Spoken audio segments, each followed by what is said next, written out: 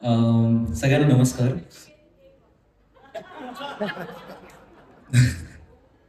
Okay.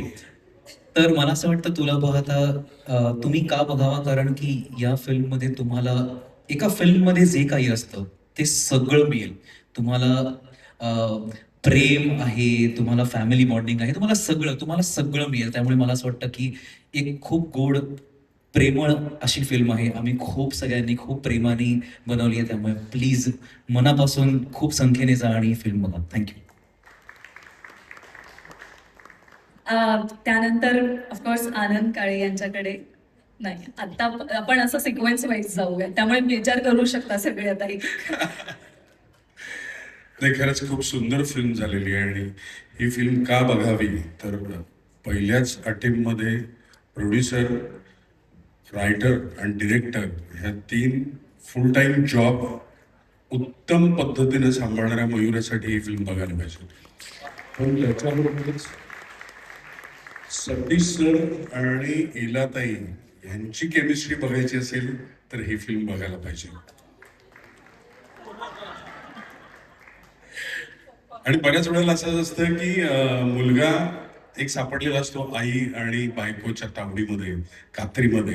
ह्याच्यात मी जावई play करतोय, जो सासू आणि बायकोच्या मधला दुवा झालेला आहे. त्याच्यासाठी ही फिल्म बघायला पाहिजे.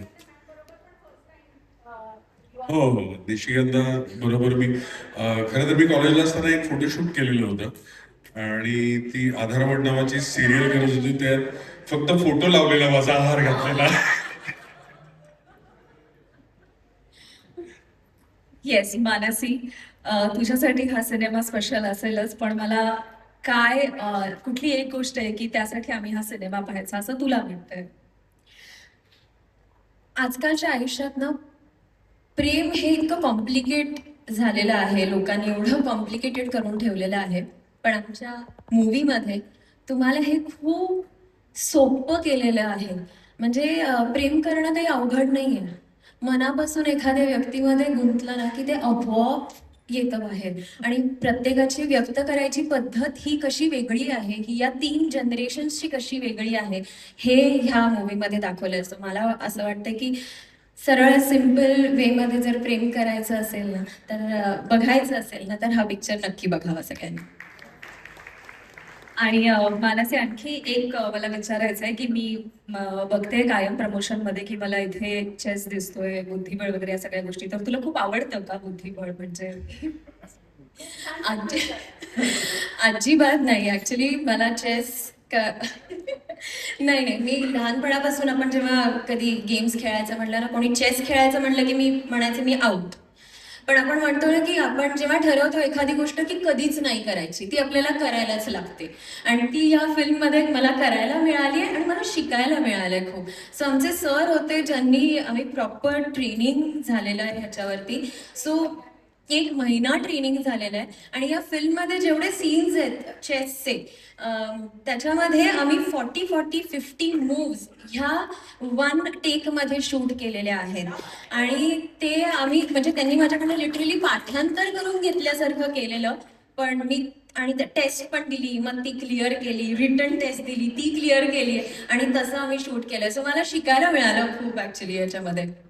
प्रेम सोपं असतं ह्या सिनेमात तुम्ही दाखवलंय, पण तुला हे खूप कष्ट घ्यावे लागले असते.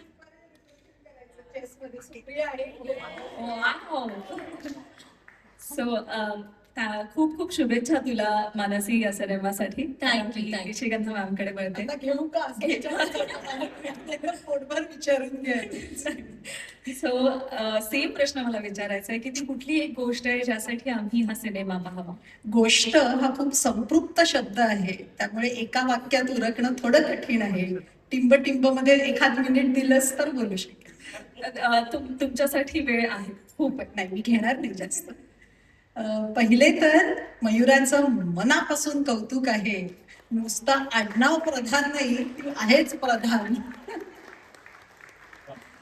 आणि जे ते कानाचे ठाई या सगळ्या जबाबदाऱ्या इतक्या छान पेलणं, म्हणजे आम्ही सगळेच जण हा मुखवटा चढवून रोज कामं करतो. पण तिने इतकं लीलया केलं, वाटलंच नाही की मयुराचं हे पहिलं पाऊल आहे. इतक्या उमेदीचं आणि ज्याला आपण म्हणतो ना, इतकं श्रेष्ठत्व तिने दाखवलं की खरंच कौतुक वाटतं तुझं. किती अभ्यास केलायस तत्पूर्वी ह्याची मला पूर्ण जाणीव आहे. आपण म्हणतो ना, अनेक जन्म संसिद्धी ताव तथैव परांगती. म्हणजे एखादी गोष्ट पूर्णत्वाला जायला काळाचं अमुक एक अर्घ्य द्यावं लागतं आणि ते दिल्यावरती ती गोष्ट पूर्ण होण्यापासून काळही त्याला अडवू शकत नाही. हे तिच्यासाठी वैयक्तिक आणि चित्रपटाच्या गोष्टीसाठी सुद्धा संयुक्तिक आहे. म्हणजे कसं आहे, ही गोष्ट आहे पिढ्यांची, वीण आहे पिढ्यांची. पण आयुष्य कसं असतं प्रत्येकाचं? आयुष्य म्हणजे सळसळत्या लाटा किंवा उसळत्या लाटा आणि शांत किनारा. वयाच्या वेगवेगळ्या सोपानांवरती आयुष्य प्रत्येकाला नव्याने वेगळं भेटतं आणि ते कसं भेटतं हे तुला पाहता मध्ये तुम्हालाही कळतं. हरी बोल. क्या बात है. खूप खूप सुंदर उत्तराने देखील आम्ही खूप प्रभावित झालो आणि 100% 10 तारखेनंतर चित्रपटगृहात गर्दी होईलच. आणि मॅम तुम्हाला खूप खूप शुभेच्छा या सिनेमासाठी. खूप आभार. थँक्यू. बारावी पोटात आलेली आहे. आता 5वी काहीतरी फी चालू आहे. म्हणून माझ्यासारख्या बॉयफ्रेंड मिळाला जरा 4-5 मिनिटं खूप मजा थोडक्यात. नाही, ऑल युअर्स. दीपाली मॅम, आता तुम्ही इथे उभ्या आहात. खरं तर हा प्रश्न म्हणजे आम्हाला कळतच आहे पोस्टरवरून की आता तुम्ही नेमकी जागा थोडीशी बदललेली आहे. सिनेमात तुम्ही कोरिओग्राफी तर केलीच आहे, पण अभिनयाचं सुद्धा काम या सिनेमाच्या निमित्ताने तुम्ही पदार्पण केलं असं म्हणूयात का आपण? आणि हा अनुभव तुमच्यासाठी कसा होता की तुम्ही ऍक्शन म्हणायच्या ऐवजी आता ऐकत होतात ऍक्शन, तर ते कसं होतं? इतक्या अलंकारिक भाषेतलं बोलणं ऐकल्यानंतर आम्हाला आवडी लालबाग परळच्या लोकांच्या ऐकायला लागणार आहे. पण अजिबात नाही, रुपारेल आहे, त्यामुळे कधीच टोणा येणार नाही. पण या सिनेमात 2 जबाबदाऱ्या या मयुराने माझ्यावरती ठेवल्या होत्या. आणि दुसरी तर म्हणजे तिने मला तुला करायचंच आहे अभिनय, तिने मला ऑप्शनच ठेवला नाही. आणि म्हणून मला वाटतं मी या चित्रपटात काम केलंय. मी जेव्हा केलं काम तेव्हा माझ्या खरंच लक्षात आलं नाही की याचं स्वरूप एवढं मोठं असेल. पण जेव्हा पहिलं पोस्टर आलं तेव्हा मी अक्षरशः गार झाले की अरे बाप रे, आता आपण असे पोस्टरवर दिसणार आहोत. कारण आम्हाला आमची नावच फक्त अशी खाली छोट्या अक्षरात लिहिलेली बघायची सवय असते. मी सगळ्या टेक्निशियन्सच्या वतीने बोलतेय खरं तर. पण जेव्हा जेव्हा एखाद्या टेक्निशियनला आर्टिस्टच्या लाईनमध्ये उभं केलं जातं तेव्हा खूप वेगळा अभिमान वाटतो. आणि याचं सगळं श्रेय मी मयुराला देते. या सिनेमात या 2 मुलांनी इतकं अप्रतिम म्युझिक केलंय, कारण ते माझं पहिलं प्रेम आहे कोरिओग्राफी हे. त्यामुळे मी रोहनचे खूप आभार मानेन की अशा पद्धतीची गाणी इतक्या उशिराच्या करिअरच्या टप्प्यामध्ये मला मिळावी, तर याचं श्रेय रोहन आणि मयुराला आहे. अभिनेत्री म्हणून मी कसं काम केलंय ते तुम्हाला कळेलच. पण जर खरंच बरं केलं असेल, आम्ही क्लासिकलमध्ये असं म्हणतो की खरंच जर मी काही बरं केलं तर ते माझ्या गुरूंचं आहे. तसं माझ्या आधीच्या अभिनयातले गुरु जे आहेत म्हणजे चेतन आहे किंवा आमचे सर आहेत, त्यानंतर आज मयुरांनी माझ्याकडनं ते काम करून घेतलंय. आणि सगळ्या टेक्निशियन्सना खूप मजा येत होती जेव्हा मी काम करत होते, कारण त्यांना असं वाटत होतं की त्यांच्यातला एक कोणीतरी कॅमेरा समोर उभा आहे आणि त्याची एक गंमत खूप वेगळी असते.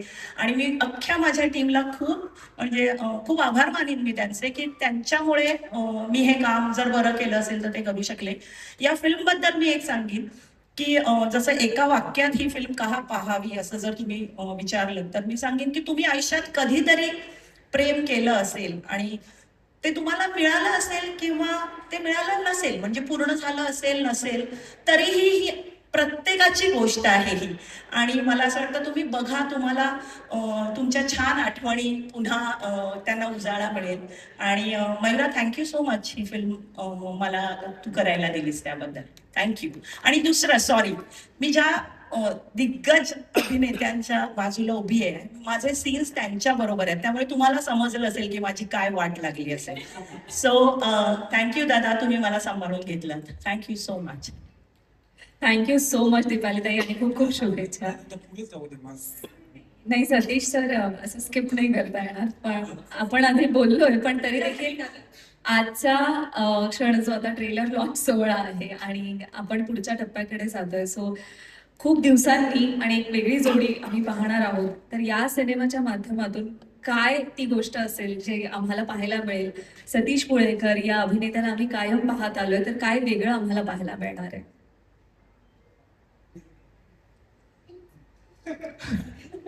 स्वामी समर्थ.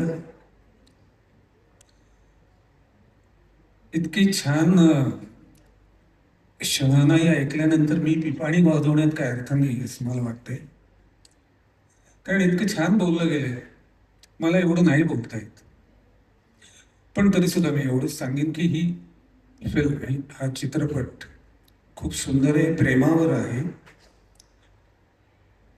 जे काही असं म्हणूया की जे काही त्याच्यात केलेलं आहे, म्हणजे परफॉर्मन्स जो केलेला आहे तो माझ्या बाजूला ज्या उभ्या आहेत यांच्यामुळे केलेला आहे. त्यांनी सांगितलं तेच केलेलं आहे मी, म्हणजे करण्याचा प्रयत्न केलेला आहे. राघव इलाताई यांच्याबद्दल मी काय बोलणार. त्यांनी इतकी सुंदर साथ दिलेली आहे, इतक्या छान रिॲक्शन दिलेले आहेत आणि त्याच्यामुळे ते माझ्याकडनं जे काय झालं असेल ते बरं झालं असावं असं मला वाटतंय. पण हा सिनेमा प्रेमाचा सिनेमा आहे, प्रेमासाठीचा सिनेमा आहे आणि मला असं वाटतं खूप की हा सिनेमा सगळ्यांनी पाहावा. म्हणजे प्रेम कसं करावं, कसं करू नये हे यांनी कळेल. आणि मला असं वाटतं आमच्या सगळ्यांची इच्छा आहे की तुम्ही हा सिनेमा पाहावा, म्हणून पहा.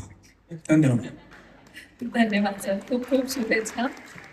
यानंतर मी इला मॅमकडे येते. इला मॅम, तुमच्यासाठी हा सिनेमा स्पेशल कसा आहे आणि त्या काही खास गोष्टी ज्या आज नमूद कराव्याशा वाटतात? माझ्यासाठी हा सिनेमा खूप स्पेशल याच्यासाठी आहे, बरीच कारणं आहेत.